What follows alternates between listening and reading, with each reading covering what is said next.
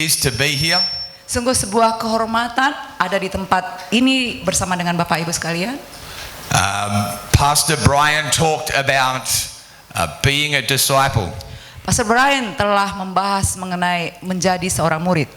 And he said that we as disciples are to make other disciples. Dan Pastor Brian berkata, kita sebagai murid untuk menjadikan orang lain juga menjadi murid. I want to tell you something. Saya ingin berbagi cerita buat Bapak, Ibu. Pastor Brian literally poured out his life into my life. Pastor Brian, dia mempunyai pengaruh yang besar di dalam hidup saya. God knew what he was doing when he introduced me to Pastor Brian. Dan Tuhan sudah tahu apa yang dia akan kerjakan ke hidup saya melalui Pastor Brian masuk ke dalam hidup saya. I worked with him for 2.5, 3 years. Kita bekerja bersama-sama dengan Pastor Brian selama 3 tahun. And every single day he invested into my life. Dan setiap hari Pastor Brian menginvestasikan hidupnya ke dalam hidup saya. And for that I am truly grateful. Oleh karena itu saya sungguh bersyukur. Thank you, Pastor Brian. Terima kasih Pastor Brian. Amen. And Angie. Dan juga Ibu Angie. We're going to go to the Word of God tonight. Kita akan melihat bacaan firman Tuhan. Luke chapter 8, if you have your Bibles with you, please turn there with me. Jika Bapak Ibu mempunyai Alkitab, tolong buka dari Lukas 8 ayat 43. Thank you, Bali Church, for your warm welcome and your hospitality. Terima kasih buat gereja Potter's House Bali yang telah menyambut kami dengan hangat sekali dan keramah tamahannya yang luar biasa. On behalf of the Melville Church, we appreciate you. Saya sangat berterima kasih atas nama gereja dari Potter's House di Melbourne. Alright, so today I want to know, people, you came here today and you had either a headache, a toothache, an earache. I want you to stand up because we're going to pray that that's going to leave. Bagi Bapak Ibu yang sedang menderita sakit di telinganya, di kepalanya, di giginya, saya mengundang Bapak Ibu untuk berdiri. You came here today, you had a headache, you still have it now. Dan Bapak Ibu tadi datang, ada sakit kepala sebelum datang dan sekarang pun masih sakit kepala. Saya mengundang Bapak Ibu untuk A berdiri. toothache or an earache. Atau sakit di gigi, sakit di telinga. Amen. Anyone else? Apakah ada yang Praise lain? God. Alright, what we're going to do is I'm going to pray for you. Karena saya akan berdoa buat Bapak Ibu. Father, in Jesus' name, I take dominion over the pain right now, God. I command the pain to leave their bodies. I pray for an instant miracle, a healing of deliverance. Set them free by the blood of Jesus Christ. Amen. Amen. All right, someone here, the pain left. You had a Yang merasakan ada the pain sakitnya Praise langsung God. menghilang. Had a headache, it's gone. Yang Anyone sakit else? kepalanya Praise hilang. God for that. Ada yang lain? Your pain left your body. Tolong angkat tangannya yang sudah merasakan sakit penyakitnya langsung hilang. Praise God. Let's give God praise for that. Amen. Kita beri pujian pada Tuhan. Amen. I had a friend and his mum and dad had a big property. Saya punya teman yang mana bapak ibunya mempunyai properti yang sangat besar.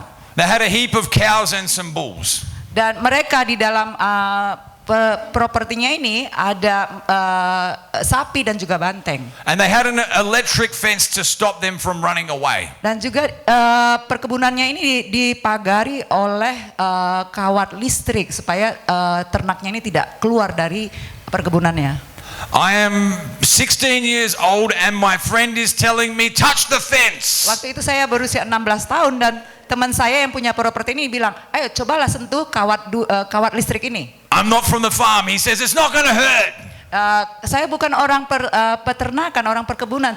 Ayolah, cobalah, nggak sakit kok. I'm like, oh, I don't know about this man. Kemudian Pastor Brian ragu-ragu, aduh, saya coba nggak ya? He convinces me to do it. Dan dia meyakinkan saya untuk mau mencobanya. I touch the fence and boom! Akhirnya saya sentuh kawat listrik itu dan akhirnya boom. Oh, my arm. Dan lengan saya zapped. Saya tersengat atau kesetrum.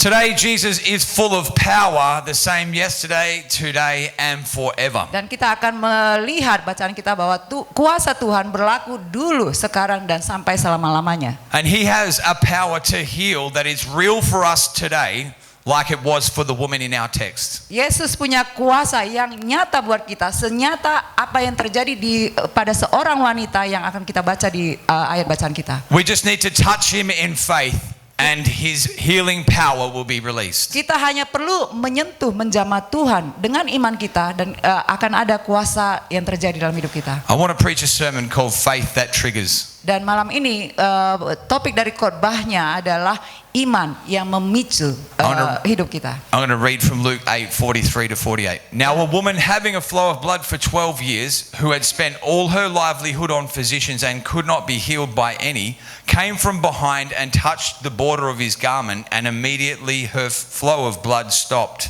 And Jesus said, "Who touched me?"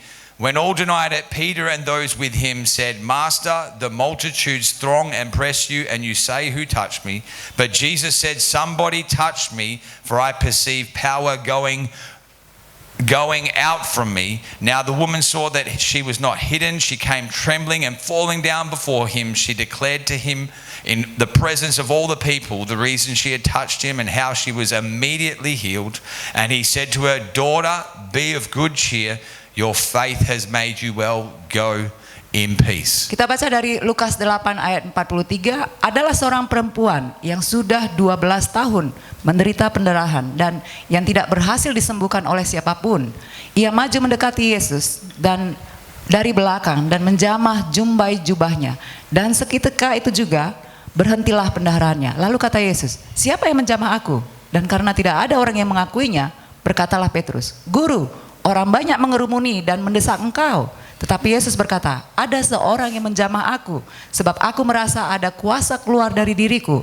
Ketika perempuan itu melihat bahwa perbuatannya itu ketahuan, ia datang dengan gemetar, tersungkur di depannya dan menceritakan kepada orang banyak apa sebabnya ia menjamah dia, dan bahwa ia seketika itu juga menjadi sembuh. Maka katanya kepada perempuan itu, "Hai anakku, imanmu telah menyelamatkan engkau. Pergilah dengan selamat." Amen.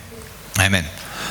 Faith that triggers. I'm going to pray. Father, I pray that you open our hearts, that we would receive miracles, God, by the faith that you've given us. Father, I pray that there be demonstrable miracles, people to be made whole, ears to be opened up, Lord.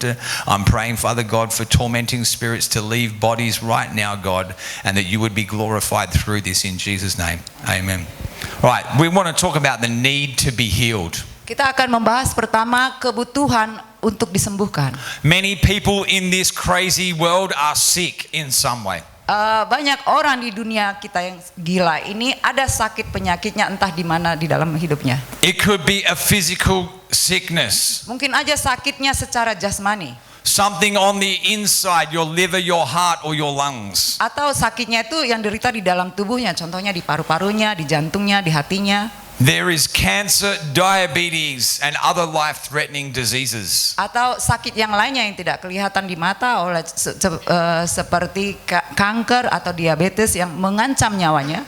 Mental illness, anxiety, and depression. Atau sakit mental, kecemasan atau depresi. Suicidal thoughts, paranoia, and fear. Ketakutan, pikiran yang dipenuhi ingin bunuh diri dan kegelapan. And many times what we see, there is a spiritual dynamic at work. Dan sering sekali kita melihat ada dinamika yang bekerja di dalam alam roh. So why is it that you see so many people living like this? Sehingga bagaimana, kenapa kita bisa menyaksikan orang-orang hidup menderita seperti ini? The sad truth is that many people, they choose to stay this way. Kesedihan, kenyataannya memilukan hati adalah kebanyakan orang memutuskan untuk tetap tinggal di hidup seperti itu. Often when someone talks to them about their sickness, they become offensive. Sebagian orang reaksinya waktu dibicarakan mengenai sakit yang mereka derita itu, mereka menjadi tersinggung. Hey brother or sister, you're sick. Nothing wrong with my body. I'm not sick. I'm just getting old. Banyak orang waktu ditanya mengenai sakitnya, apa sakitmu? Enggak, aku enggak sakit. Aku hanya itu karena faktor U saja, sudah berusia saja. Or the opposite of this can happen, the other extreme. Atau sebaliknya ada orang yang bereaksi terhadap sakitnya yang sangat ekstrim, kebalikan dari itu. And they become personally attached to their sickness. Yaitu mereka yang menahan sakitnya, akhirnya mereka sangat melekat dan terbiasa dengan sakitnya itu. Many times it identifies them of who they are. Sehingga mereka seringkali dikenal dan dijuluki oleh karena sakit yang mereka derita. Let me explain. Contohnya ya. Just my bung leg again. Contohnya lutut saya Don't ada worry sakit. about me, it's just my leg. Nggak usah khawatir, ini hanya kaki saya aja yang sakit, lutut saya aja kok yang sakit. Oh, I can't remember where I put my keys. Don't worry about it, I'm just losing my mind. Atau contohnya kita lupa menaruh kunci kita, oh enggak, jangan khawatir, saya sedang kehilangan akal saya lagi tidak ingatan saja. Silly me, I'm always so forgetful. Aduh, saya bodoh sekali karena saya pelupa orangnya. The problem is that they are taking ownership of their sickness. Artinya mereka secara tidak langsung mengakui sakit itu adalah bagian dari milik mereka. Instead of seeking to be free. Bukannya mereka mencari agar mereka bisa dilepaskan dari penyakit itu. Sadly, this can affect their view of God. Akhirnya inilah yang mempengaruhi cara pandang mereka terhadap Tuhan. He did this to me. Tuhanlah yang melakukannya kepada saya. It's His way of punishing me for my mistakes. Karena saya melakukan kesalahan, jadi saya harus menanggung akibatnya. I guess God doesn't heal anymore. Dan saya rasa Tuhan tidak lagi menyembuhkan orang. He only heals on Sundays when we're at church. Tuhan hanya menyembuhkan pada hari-hari Minggu saja waktu kita di gereja. He's healed other people, but not me. Tuhan sanggup menyembuhkan orang lain, tapi tidak buat untukku. Well, this is wrong because the Bible says that Jesus Christ has paid for our healing. Ini pemikiran yang salah karena Alkitab mengatakan bahwa Yesus telah membayar atas supaya kita bisa disembuhkan. This woman in her text, she is identified by her sickness. Perempuan yang kita baca di ayat kita ini, dia dikenali karena sakit yang dideritanya. We do not know her name. Kita tidak tahu siapa namanya. Let's read verse 43, part A. Kita lihat dari ayat 43. It says, now a woman having a flow of blood for 12 years. Kita melihat bahwa dia telah menderita sakit pendarahan selama 12 tahun. No one knows who she is, it's just her flow of blood. Tidak disebutkan namanya, tetapi apa yang dia derita. This is not some common flu or some ordinary sickness. Dan penyakit pendarahan ini bukanlah penyakit sekedar flu atau masuk angin biasa saja. This is a long-term thing. Ini penyakit yang diderita berkepanjangan. 12 years of her life. 12 tahun di dalam hidupnya. The very life being sapped from her body. Di mana sakit penyakit ditempatkan di dalam tubuhnya.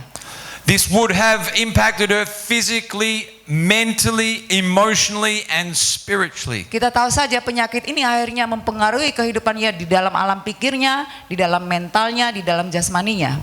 Thank God that Jesus paid for our healing. By His stripes we are healed. Puji Tuhan bahwa Tuhan telah membayar buat kesembuhan kita, oleh bilur-bilurnya kita disembuhkan. Isaiah 53 verse 5 says this. Di Yesaya 53 ayat 5 berkata, Speaking of Jesus Christ. kita berbicara mengenai Yesus Kristus. But He was wounded for our transgressions, He was bruised for our iniquities. The chastisement for our peace was upon Him, and by His stripes we are healed. Tetapi dia yang disebutkan ini adalah Yesus Kristus. Dia tertikam oleh karena pemberontakan kita, dia diremukkan oleh karena kejahatan kita. Ganjaran yang mendatangkan keselamatan bagi kita ditimpakan kepadanya, dan oleh bilur-bilurnya kita menjadi sembuh. Okay, church, God knows what He's doing and He knew that man would need healing. Amen. Kita tahu bahwa Tuhan sedang bekerja dan umat-umatnya membutuhkan kesembuhan. All right, so let's consider Jesus is the way. Mari kita lihat bahwa Yesus adalah jalannya. When we are sick, the first thing that we do is we go to Dr. Google or we go to the doctors. Biasanya kalau kita ada sakit, kita langsung mau mencari pertolongan ke dokter atau ke dokter di internet. It's true, isn't it? Benar ya? Huh? There's nothing wrong with doctors. Nggak ada yang salah untuk mencari pertolongan ke dokter. But in many developing nations, the medical help is not that good. Tetapi jika kita melihat di negara-negara yang sedang berkembang, dunia medisnya belum berkembang dengan sebaiknya. And sometimes what happens is people, they go seeking healing from the witch doctor. Sehingga apa yang terjadi biasanya penduduknya mencari pertolongan kesembuhan kepada dukun-dukun atau orang-orang pintar. Which brings more curses. Yang mana ini akhirnya membawa kutuk yang lebih besar lagi. I was reading a good book called A Drop in the Bucket. Saya membaca buku judulnya Setitik di dalam Ember, A Drop in the Bucket. It's about the missionaries who came to Western Australia and brought the gospel to the indigenous people there. Di mana buku ini menceritakan perjalanan seorang misionari yang ditempatkan di sebuah negara yang berkembang. And at that time there was a lot of heavy witchcraft being practiced in that place. Di tempat dia mana diutus itu ada praktek perdukunan yang sangat kental atau kuat sekali di masyarakatnya. So many times people who were sick or tormented by evil spirits would go to the witch doctor. Jadi bila ada orang yang sakit secara fisik maupun ada siksaan di dalam alam pikirnya, maka mereka akan mencari dukun atau orang-orang pintar ini. They would often be told to take a pregnant woman with the baby out into the bush. Biasanya dukun-dukun ini selalu bilang supaya membawa orang yang bila ada orang hamil di desa itu untuk membawa keluar dari desa itu ke hutan-hutan. Disappearing for months on end, they would go to sacred sites to do witchcraft ceremonies. Dan mereka harus menghilang berbulan-bulan untuk akhirnya mereka bisa melakukan ritual perdukunan ini. So the woman would come back eventually without the child. Dan akhirnya wanita hamil ini yang pergi keluar dari desa kembali tanpa ada anaknya. And when asked where is the child, the woman would say just disappeared. Dan waktu ditanya, loh kemana anaknya? Wanita ini hanya menjawab, hilang begitu saja. They would offer up the newborn babies to the spirits, to their dead ancestors to look for healing and protection. Dan kenapa ternyata mereka sering mempersembahkan anak-anak yang baru dilahirkan itu kepada arwah nenek moyang mereka untuk kesembuhan. But all that happened was more curses came. Tetapi apa yang terjadi malah kutuk yang jauh lebih besar lagi yang menimpa hidup mereka. In our text we see a woman who has looked for healing but has not been healed. Di dalam teks bacaan kita melihat ada seorang perempuan yang sudah lama sekali mencari kesembuhan tapi dia tidak disembuhkan juga. Verse 43 says, Di ayat 43 kita lihat, now a woman having a flow of blood for 12 years who had spent all her livelihood on physicians and could not be healed by any.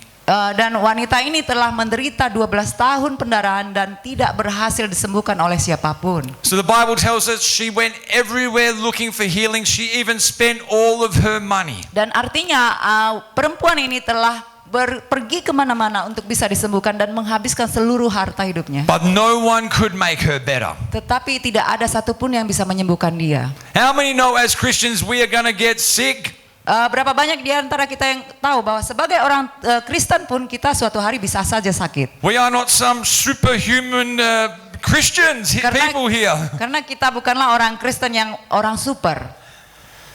We are fallen beings living in a fallen world. Kita ini manusia yang jatuh ke dalam dosa, hidup di dalam dunia yang penuh dosa. So this opens us up to injury and to sickness. Dan inilah yang membuka ruang kepada kita bisa saja terjatuh sakit atau terluka. I want to tell you, church, as a Christian, you're going to get sick, but you do not have to stay sick. Saya mau mengatakan kepada Bapak Ibu semua, sebagai orang percaya sekalipun kita akan suatu hari sakit, tetapi intinya adalah kamu tidak perlu tetap tinggal sakit seterusnya. God can and He does heal. Karena Tuhan sanggup dan Dia selalu memberikan kesembuhan. So this woman's issue is spiritual. The doctors and the physicians cannot help her. Sehingga yang diderita oleh perempuan ini adalah sesuatu yang bersifat rohani di dalam alam roh, karena dokter atau orang pintar sekalipun tidak bisa menyembuhkannya. The moment that she came to Jesus, she was immediately healed. Tetapi sesaat dia menjamah jubah Tuhan Yesus, datang kepada Tuhan Yesus, dia langsung disembuhkan seketika itu juga. Verse 44 says she came from behind and touched the border of his garment, and immediately her flow of blood stopped. Dan di ayat 44 berkata bahwa saat dia mendekat kepada Yesus dan menjamah jumbai daripada jubahnya, seketika itu juga pendarahannya dihentikan. Jesus did an instant miracle. No tablet, no drugs, no prescription or medical procedure. Amen. Yesus melakukan sembuhan yang sesaat itu langsung juga, tidak perlu minum tablet atau obat-obatan atau prosedur-prosedur kesehatan lainnya. She simply approaches Jesus. She probably had to fight. The text says that she's on her hands and knees and crawls to him. Perempuan ini hanya menjamah jubahnya Tuhan. Memang betul waktu dia mau mendekat kepada Tuhan, dia harus melalui banyak orang, kerumunan, berdesak-desakan, akhirnya sampai kepada Tuhan Yesus. She touches him. Kemudian dia menjamah jubah Yesus dan langsung seketika itu juga dia disembuhkan. Amen. I love this. I love it. Saya suka sekali membaca ayat ini. This is our God. Inilah Tuhan kita, Power. berkuasa. What's interesting in this whole situation is Jesus' response. Yang menariknya di dalam kisah ini adalah bagaimana Yesus meresponnya atau menjawab. Verse 45, who touched me? Di ayat 45, Yesus berkata, siapa yang menjamah aku? Jesus is there. There is a big crowd around him. Everybody pushing to get to him. Shoulder, get out the way. Di kala itu Yesus dikerumuni banyak orang dan banyak orang yang mendesak-desak, berdesakan kepada Yesus. Semuanya saling berdesakan. He said, who touched me? Kemudian Yesus berkata, siapa yang menjamah saya? Jesus said, no. The Bible tells us that no one owned up to the act. Dan Alkitab mengatakan tak ada satupun yang mengakui yang menjamah Yesus. Verse 46, but Jesus said, somebody touched me, for I perceive power going from out of me. Tetapi Yesus berkata di ayat 46, ada orang yang menjamah aku karena aku merasa ada kuasa keluar terlepas dari tubuhku. The power was with Jesus to heal, and it's the same today. Artinya kuasa itu ada di dalam Tuhan Yesus dan dilepaskan, dan itu juga berlaku buat kita sekarang ini. We know that the woman ended up owning up to it in the end, didn't we? Kita tahu bagaimana kisah akhir cerita ini, di mana perempuan ini dilepaskan dan dari sakitnya. Jesus' power made contact with her, just like when I touched the electric fence and got zapped. The power when you touch Jesus, it has a healing dimension to it. Kuasa Yesus lah yang akhirnya menyentuh perempuan ini dan menyembuhkan. Sama seperti saya, di dalam cerita saya, waktu saya menyentuh kawat listrik itu, langsung terjadi seketika itu.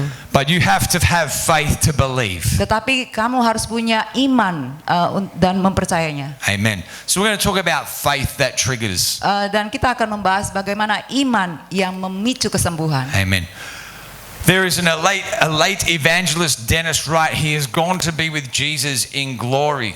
Ada seorang penginjil dan penginjil ini sudah berpulang kepada Yesus dalam kemuliaannya. Not long before he passed away, he came and preached a revival in Beachboro.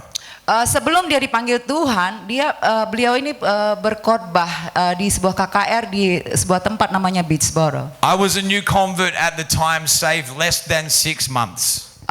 Saya waktu itu masih baru petobat baru, belum diselamatkan, masih kurang lebih 6 bulan. He challenged us, if you need healing and a miracle at the altar, stand up. Dan penginjil ini menantang kami buat siapa yang mau kesembuhan atau mukjizat, bangkitlah berdiri.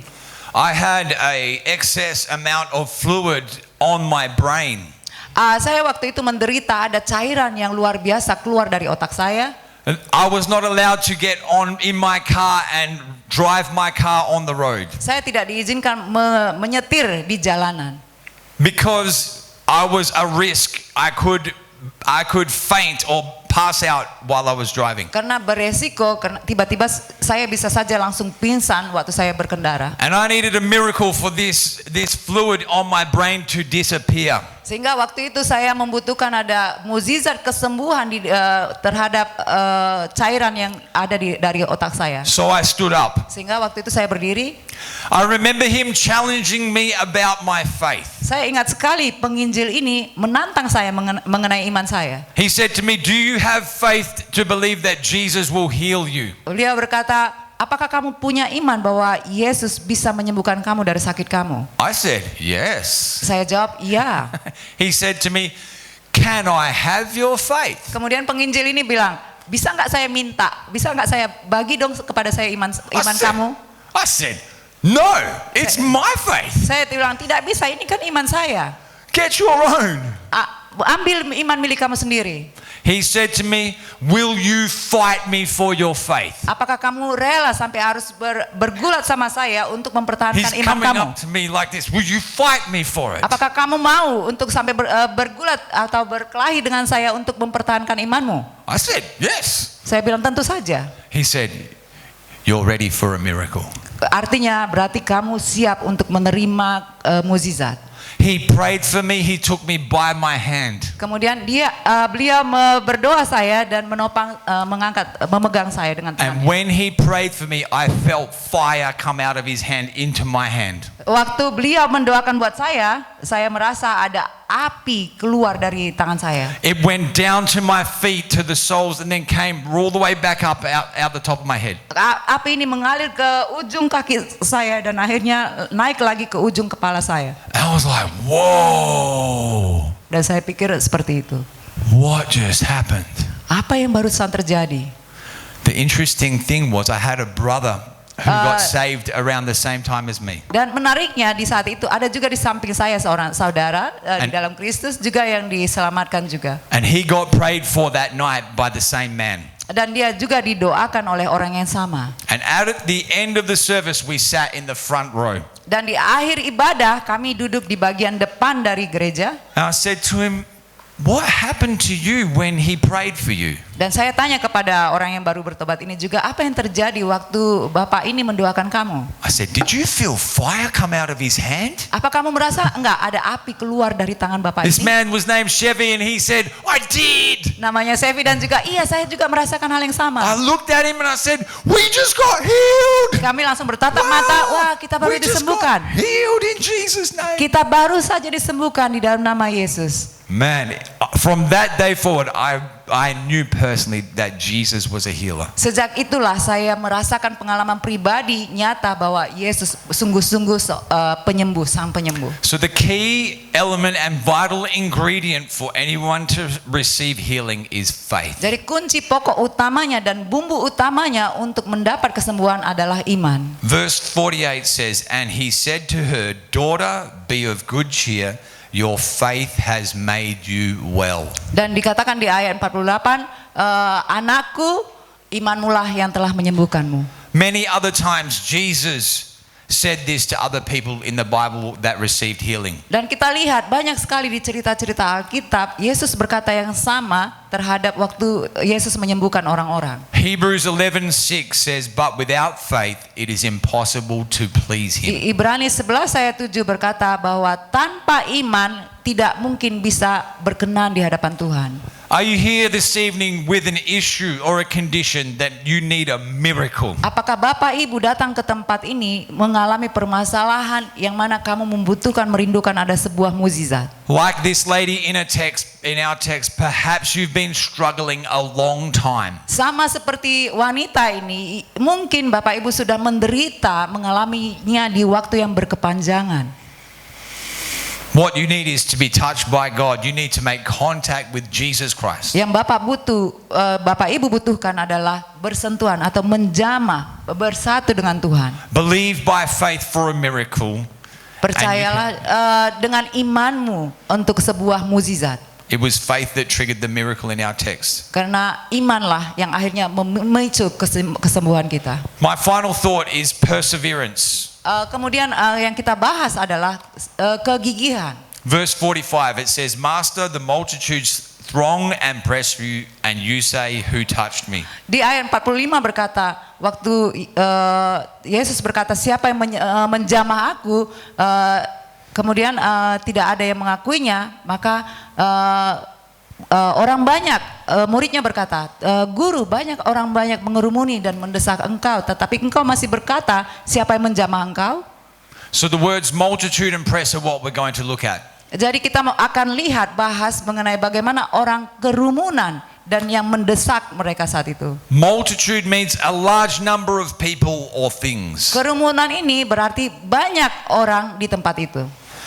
Press means to move into a position of contact with something by exerting continuous pressure. Mendesak di sini artinya dia terus maju bergerak maju dan tidak putus-putusnya berhenti untuk menekan, untuk menerobos masuk. Listen, this woman did not give up until she received her miracle. Kita lihat bahwa perempuan ini tidak pernah berputus asa untuk menerobos itu sampai akhirnya dia disembuhkan. Hebrews 4 verse 2. Kita lihat di Ibrani 4 ayat 2. For indeed the gospel was preached to us as well as to them, but the word which they heard did not profit them, not being mixed with faith in those who heard it. Karena kepada kita diberitakan juga kabar kesukaan sama seperti kepada mereka. Tetapi firman pemberitaan itu tidak berguna bagi mereka, karena tidak bertumbuh bersama-sama oleh iman dengan mereka yang mendengarnya. Do not stop believing for your miracle. Tonight you can receive a miracle. Jangan pernah berhenti untuk mukjizat yang telah kamu doakan. Malam ini kamu bisa menyaksikan mukjizat. This text at the bottom, it tells us that some people believed and some did not. Di ayat bacaan yang dari Ibrani 4 ayat 2 dinyatakan bahwa ada orang yang percaya, ada juga orang yang tidak percaya. And there were two very different outcomes. Dan hasilnya pun ada dua hasil yang berbeda satu sama lainnya. Why? Because faith makes a difference. Kenapa? Karena imanlah yang membuat perbedaan. Which one are you tonight? Yang manakah Bapak Ibu sekarang ini? Are you one that believes or are you the one that does not? Apakah Bapak Ibu yang percaya atau yang tidak percaya? Hallelujah. I want to talk about my brother Zeb here just as I'm closing in these next few minutes. Sebelum saya mengakhiri, saya akan bercerita mengenai saudara saya, yang itu namanya Zach. We were doing an impact team for one of the local churches in Perth. Di saat itu kami melakukan penginjilan atau tim dampak di sebuah tempat di Australia. We saw two young men, one with a arm in a sling. Kami melihat ada dua pria, di mana satu pria tangannya di gips, dibungkus gips. Right. I said to Zeb, here, take a flyer and go and speak to them. He needs healing. Saya beritahu kepada teman saya, bawa brosur ini dan sampaikan kepada dia yang punya tangan di gips itu, karena dia membutuhkan kesembuhan. He went over there and witnessed to these two men. Kemudian dia menghampiri dua orang ini dan mereka berbagi kesaksian mereka. He found out that this man had fallen off of his bike and broken bones in his shoulder. Dan akhirnya mereka mengetahui bahwa yang kena gips ini tangannya, dia jatuh dari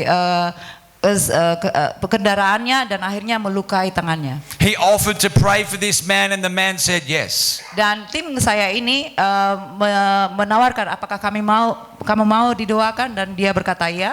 After the prayer, they took the arm out of the sling and they moved it around. Setelah didoakan, dilepaskan dari gipsnya dan digerakkan lengannya. He could fully move his arm and he was not able to do that before. Dan orang ini benar-benar bisa menggerakkan lengannya yang mana sebelumnya dia tidak bisa melakukannya. The man started to cry because he was confused and he did not know how that had happened. Dan dia akhirnya mulai nangis karena dia juga kebingungan kenapa kok ini bisa terjadi.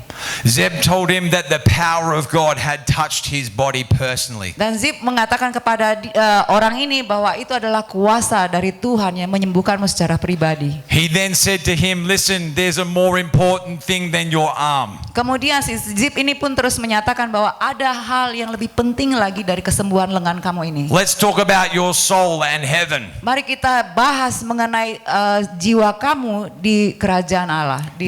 That man received Jesus Christ as his Lord and Savior that Dan day. akhirnya orang itu pun menerima Yesus Kristus sebagai Tuhan dan Juru Selamatnya waktu itu. Hallelujah, praise God. Puji Tuhan. Amen. You're here today and you need a miracle in your body. Jika ada Bapak Ibu yang membutuhkan mukjizat untuk sakit penyakit Bapak Ibu, What you need is to touch Jesus with a faith that triggers the miracle. apa yang kamu butuhkan sebenarnya adalah menjamah Tuhan Yesus sehingga kamu bersentuhan dengan Yesus sampai akhirnya kamu mendapat kesembuhan dari Tuhan. Let's bow our heads this evening. Amen. Mari kita tundukkan kepala kita. Hallelujah.